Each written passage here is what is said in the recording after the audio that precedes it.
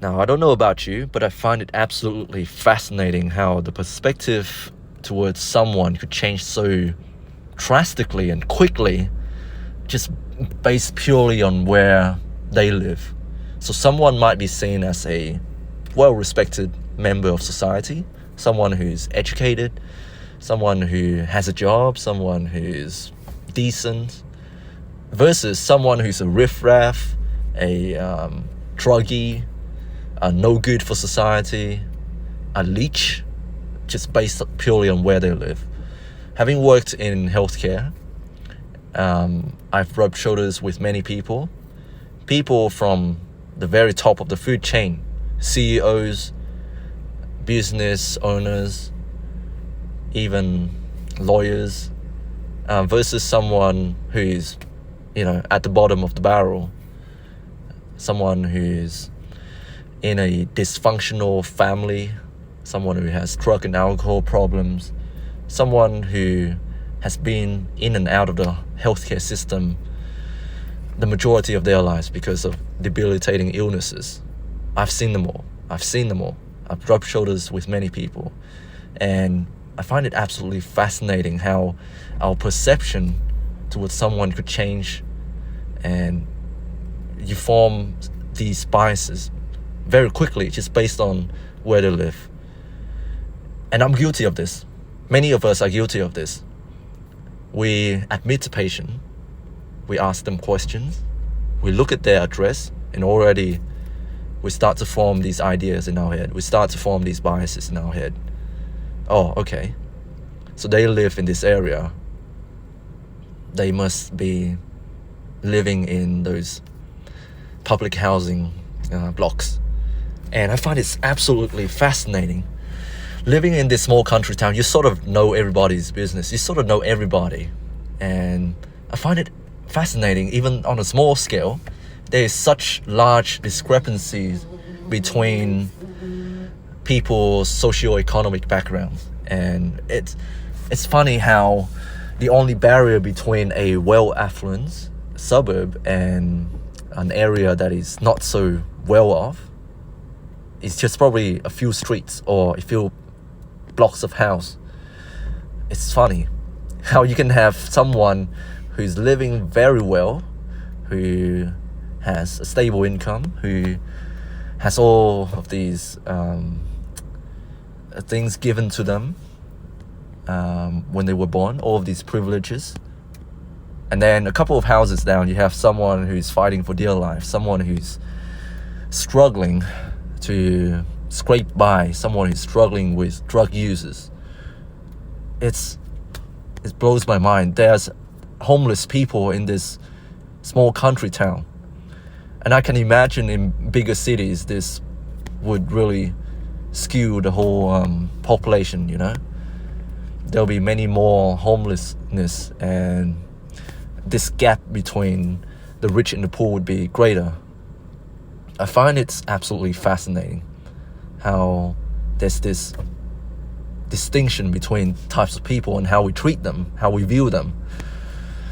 In America, I know you guys call people who live in these sort of ghettos or projects, they are people who live off of government benefits. In Australia, we call them housos, or people who live in public housing. There's a lot of stigmas attached to these people. We call them Bogans, we call them riffraffs. They are no goods for society. A lot of people still have this mentality. And I'm not denying the stereotypes. Some of the stereotypes are true. These people do come from lower socio-economic backgrounds.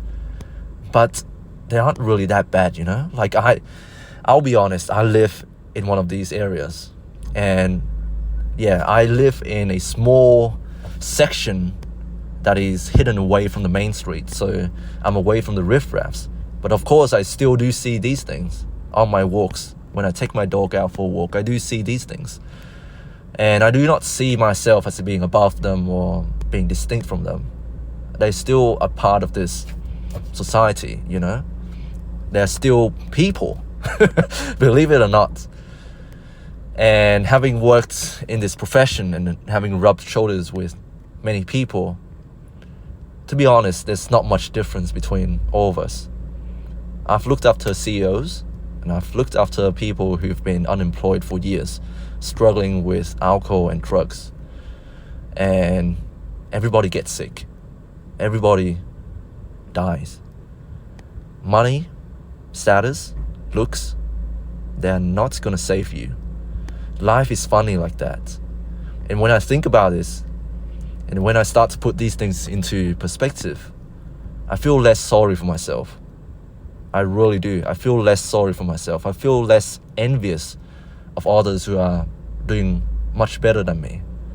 Because no matter how much money you earn, no matter how much possession you have, we all have limited time on this earth. And that is, I don't know about you, but I find that really liberating.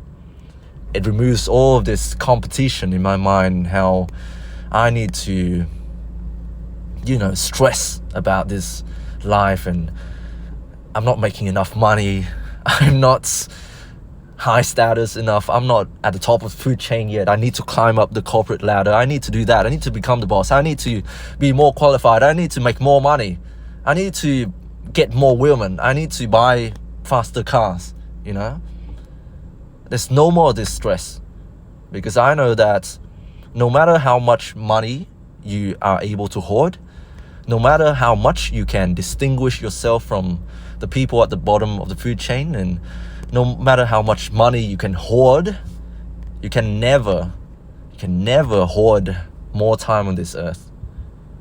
And nobody has that upper hand. Death is fair to everybody, and we all gonna die. We all have limited time on this earth. You cannot steal time away from other people to add to your life, So the people at the bottom of the food chain, they do steal, they do go out and rob people, and some of them do that. And likewise, the rich also steal, but in a bigger scale, or depending on how you look at it. Some of these people, the rich people, they are not really ethical in their ways of generating wealth. But no matter how much money you can hoard for yourself, you cannot hoard more time on this earth. And eventually, when you die, your money is not going to come with you. Anyway, sorry for being really pessimistic. To be honest, I think this is very optimistic, and I feel much happier knowing this. Just be, man. Just be. Anyways, hope you guys are doing well. Stay strong. God bless, and I'll speak to you soon. I'm getting ready for my night shift now.